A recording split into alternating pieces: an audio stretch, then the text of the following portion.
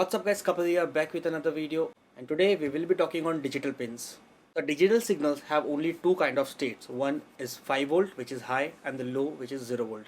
In Arduino IDE it is also referred as 1 0, true false, high low. So Arduino can be interfaced with any component that works on a digital signal. The Arduino has 13 digital pins that can either be used to send out digital signal to the components like LED, relays, motors, stuff like that, or anything which has a less than 40 milliampere required, because Arduino pin is only able to supply 40 milliampere of current.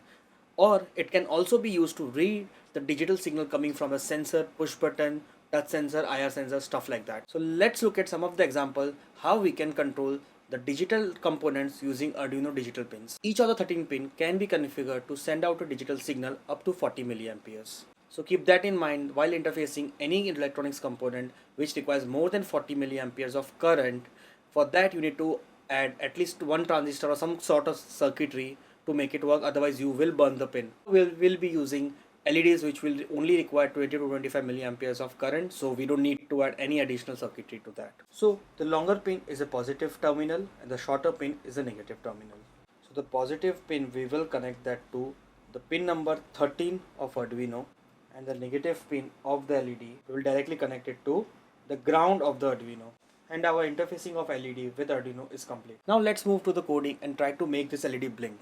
So the Arduino IDE mainly consists of two loops, void setup and void loop. So basically void setup is used to initialize or declare any kind of detail that Arduino programming is going to need in the void loop. So when you run the code, the void setup is run only once, and then it moves to the void loop, and void loop keeps on repeating until you don't hit the reset or turn off the power or turn off the Arduino. So let's start assigning the pin as an output. So to do that we have to use the function called pin mode, which takes two arguments in it. One, the number of pin which LED is connected to. In our case it's 13, and we want to set it as output. So now this function will tell the Arduino that whatever you have connected to the pin 13 is going to be only used at output in the future code. Now once the declaration is done, we can move to void loop, where we need to keep on running the LED continuously. So to control the LED, the function we have to use is digital write. So basically what this function will do, it's gonna take two arguments. One is the number of the pin and the status of the pin. So basically what you can see in, for example, if you need to turn on the LED, we have to write number 13, which is our LED pin, and what do we want it to do? So we want to keep it as high. So we can write high here.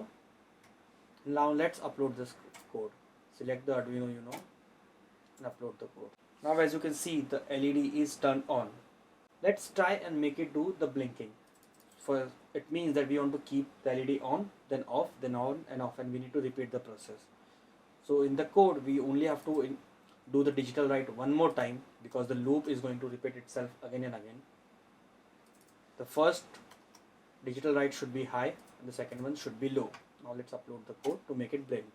As you can see, the LED is not blinking and it is turned on. That is because the code is running at a faster rate that your eyes cannot see the switching. So in order to slow down the blinking, we need to add some delay. To do that, there's a function called delay, which takes only one argument in milliseconds. So for 1 second will be 1000 milliseconds. So what it will do, it's gonna turn on the LED, wait for 1 second, then turn off the LED, then again we have to wait for a second. So that way you can see the blinking happening. So as you can see, LED is on for a second and off for a second. So it's blinking at a second. Now let's try to change the pattern of the blinking. Let's try to make it 2 seconds for on and only a half second for off. So what I'm going to do is change the delay of the high LED for 2 seconds and 500 milliseconds for the off, and let's upload this. Now as you can see, the LED is staying on for a longer time as compared to the off. Now let's look at how we can read the data from a digital sensor to a digital pins of the Arduino. So let's take a push switch. It has a 2 terminal. How it works is, when the switch is pressed, current from terminal 1 passes through the terminal 2, and when this is released, the terminal 1 is going to block current coming from 1 to 2. So that's how a push switch works. So I will connect resistor to terminal 1 of the push switch. Take wire from the resistor to the 5 volt of the Arduino. The second pin of the switch goes to the ground of the Arduino, and the digital pin, in this case I'm using digital pin 8 as a terminal to the terminal 1. So now let's set the pin 8 as a input device. For that we have to use the same function called pin mode. Argument 1 will be the pin number, which is 8, and the type of pin will be input, because we need to read the data coming from this pin. Now to read the actual data we have to use the function called digital read,